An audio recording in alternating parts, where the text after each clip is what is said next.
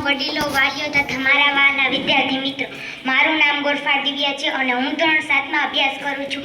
આજે કન્યા કેળવણી મહોત્સવ અને શાળા પ્રવેશ ઉત્સવ 2025-26ના શુભ પ્રસંગે મને વ્યસન મુક્તિ વિશે કંઈક બોલવાનો મોકો મળ્યો છે, જેનો મને ખૂબ જ આનંદ છે. આપણે જાણીએ છીએ કે વ્યસન એક એવી બુરી આદત છે જે આપણી જિંદગીને બરબાદ કરી નાખે છે.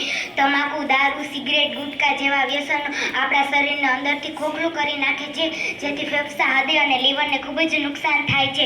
વ્યસન કરનારા વ્યક્તિ માત્ર પોતે જ નહીં પણ પરિવાર અને સમાજને પણ બરબાદ કરે છે. આજે નાના બાળકો પણ આ વ્યસનોના શિકાર બની રહ્યા છે, જે ખૂબ જ દુઃખદ બાબત છે. આપણે ભેગા મળીને આ બધીને દૂર કરવી પડશે. આપણે સૌ શાળામાં જાગૃતિ ફેલાવવી પડશે, મિત્રોને સમજાવવા પડશે કે વ્યસનોથી દૂર રહેવું કેટલું જરૂરી છે. આજે કન્યા કેળવણી મહોત્સવ અંતર્ગત આપણે દીકરીઓને ભણાવીએ છીએ. તે એક શિક્ષિત તરીકે પોતાના ભાઈ, પતિ અને પિતાને સમજાવી શકે છે કે વ્યસનોથી દૂર રહેવું કેટલું જરૂરી છે. આજે નાના બાળકો શાળામાં પ્રવેશ કરી રહ્યા છે, તેને આપણે નાનપણથી જ સારા સંસ્કારો આપી એને સમજાવીએ કે વ્યસનોથી દૂર રહેવું જરૂરી છે. આપણે પ્રતિજ્ઞા લઈએ કે આપણે પોતે પણ કદી વ્યસન નહીં કરશું. યાદ રાખો, વ્યસન મુક્ત જીવન એ સુખી જીવન અને સ્વસ્થ જીવનનો પાયો છે. આભાર.